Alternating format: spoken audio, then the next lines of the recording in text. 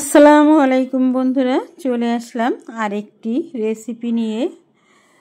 তো আজকের আমার রেসিপি মৃগেল মাছ দিয়ে আর পালং শাক দিয়ে রান্না করব। তার জন্য এখানে দেখতে পেলে মাছগুলো কেটে ধুয়ে রেখে দিছি, কাঁচামরিচ, পেঁয়াজ আর রসুন, আর এই হচ্ছে পালং শাক। এখন চলে যাব রান্নাতে। চুলায় আমি একটা কড়াই বসিয়ে দিলাম, আর কড়াইতে কিন্তু আমার বেশ কিছুটা তেল আছে। এখানে আমি অন্য একটি রান্না করছিলাম, তার থেকে অবশিষ্ট যে তেলটুকু রয়ে গেছে, বেগুন ভাজছিলাম, তাই ওই তেলের ভিতরেই আমি এখন দিয়ে দেব আরও কিছুটা তেল, আর দিয়ে দিলাম পরিমাণ মতো পেঁয়াজ কুচি আর থেতো করে নেওয়া রসুন, আর এরপরে দিয়ে দেব কাঁচামরিচ। আরও কিছুটা আমি এখানে পেঁয়াজ কুচি দিয়ে দিলাম, কাঁচামরিচ দিয়ে দিলাম, দিয়ে এই যে এখন দিয়ে দিচ্ছি মাছগুলো। তো সব কিছু দিয়ে মাছগুলো দিয়ে এরপরে আমি দিয়ে দেব হলুদ, লবণ, এগুলো দিয়ে তারপরে আমি মাছগুলোকে ভালো করে একটু কষিয়ে নেব। তো দেখো আমি হলুদ, লবণ দিয়ে দিচ্ছি। তো শাকে আমি একটু হলুদ বেশি দেই, কালারটা তাহলে খুব সুন্দর লাগে ভাত মাখালে। আর এখন দিয়ে দিচ্ছি লবণ। তো এখন মাছটাকে কষিয়ে নেব। তো দেখো তেলের সঙ্গে মাছটাকে আমি সুন্দর করে কষিয়ে নিচ্ছি। আমি যেভাবে এই শাক রান্না করি, এইভাবে তোমরা একবার রান্না করে খেয়ে দেখো। আমি কিন্তু শাকে কোনো রকম জিরা, আদা এগুলো ব্যবহার করি না।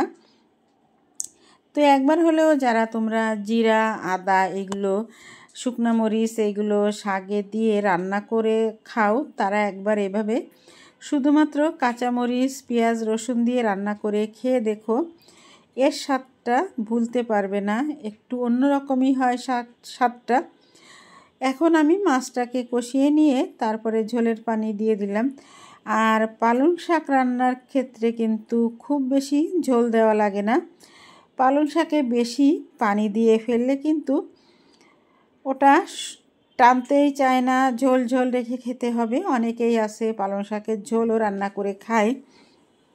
তো শাক রান্নার সময় আমি খুব বেশি ঝোল রাখি না, খুব বেশি শাকের ভিতরে ঝোল রেখে রান্না করা আমার হয় না। তো এখন আমি মাছগুলো একটু বলক উঠলে তারপরে আমি মাছগুলো তুলে নিচ্ছি। তুলে নেওয়ার কারণ হচ্ছে মাছের ভিতরে আমি যখনই শাকটা দেব, শাকটা যখন আমি নাড়াচাড়া করব, তখন কিন্তু এই মাছগুলো ভেঙে যাবে। আর মাছগুলো ভেঙে গেলে কিন্তু শাকের ভিতরে একটা কাটা কাটা হয়ে যায়।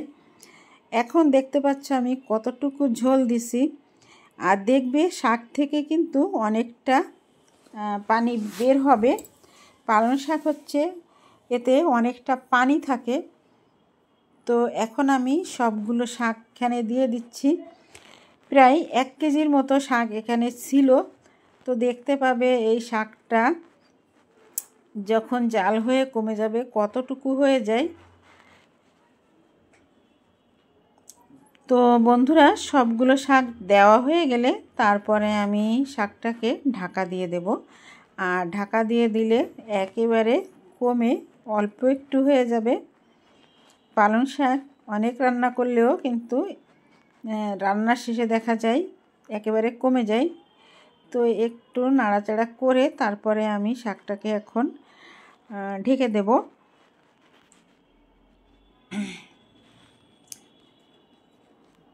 তো দেখো আমি শাকটাকে ঢাকা চাপা দিয়ে দিলাম। আর কিছুক্ষণ পর এসে দেখতে পাচ্ছ, দেখো শাক থেকে কতটা পানি বেরিয়ে আসছে, অনেকটাই পানি বেরিয়ে আসছে।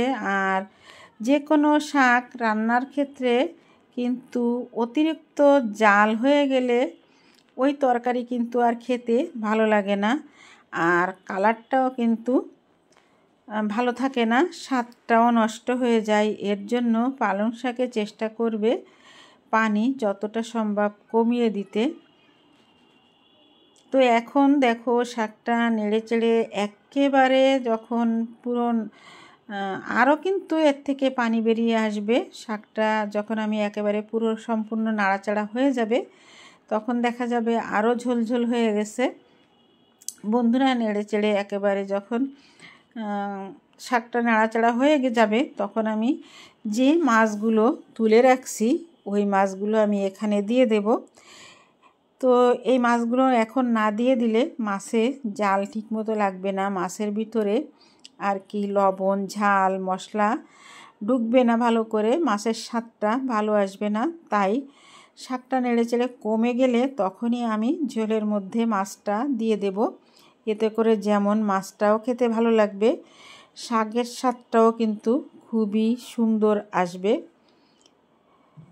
তো এক থালা ভাত কিন্তু এই শাকের তরকারি হলে খেয়ে নেওয়া যাবে, আর কিছুই লাগবে না।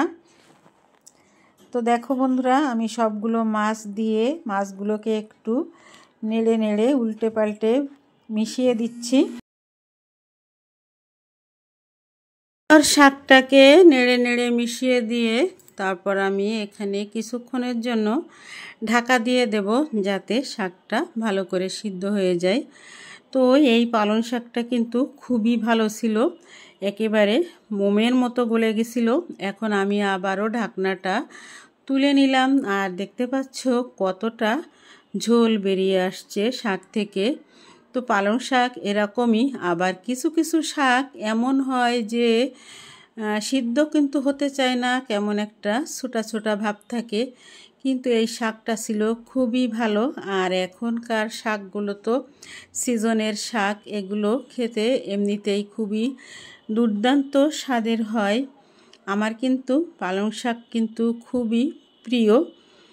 তো দেখতে পাচ্ছ আমি এখন আবারও কিছু কাঁচামরিচ এখানে দিয়ে দেব।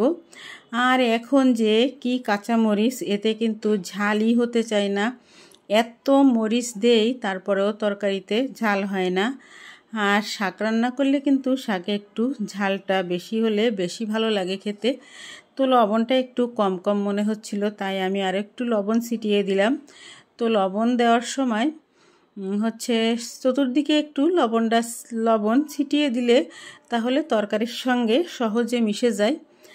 পরবর্তীতে তরকারিতে লবণ দিলে এক সাইড থেকে কখনো দিতে হয় না, কারণ ওই এক সাইডের তরকারিতেই লবণের স্বাদটা বেশি এসে যায়। এর জন্য চতুর্দিকে একটু ছিটিয়ে দিলে ভালো হয়। বন্ধুরা, সঙ্গে থাকো আর দেখতে থাকো। আর এই শাক রান্না করতে তো খুব বেশি সময় লাগে না। বন্ধুরা, আমার শাক রান্নাটা কিন্তু প্রায় হয়ে এলো। আরও কিছুটা ঝোল কমিয়ে তারপরে আমি চুলার আঁচটা বন্ধ করে দেব, চুলাটা বন্ধ করে দেব। তো দেখো এইটুকু ঝোল রেখে আমি চুলাটা বন্ধ করে দিলাম। আর যেহেতু একেবারে টাটকা জ্যান্ত মাছ আর টাটকা শাক, তাই একটু হালকা ঝোল রেখে আমি শাকটা রান্না করলাম। তো দেখতে পাচ্ছ হালকা হালকা একটু ঝোল রয়ে গেছে। এখন আমি অন্য একটি সার্ভিং ডিশে এই শাকটাকে তুলে নেব। দেখতে পাচ্ছ আমার সার্ভিং ডিশ রেডি। এখন সম্পূর্ণ শাকটাকে এই সার্ভিং ডিশে ঢেলে নেব।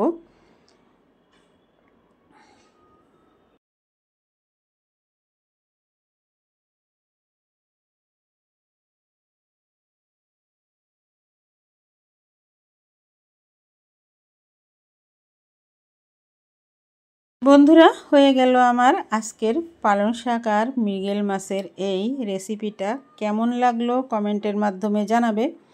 আর যদি তোমাদের কারো ভালো লাগে এভাবে রান্না করে খেয়ে দেখতে পারো।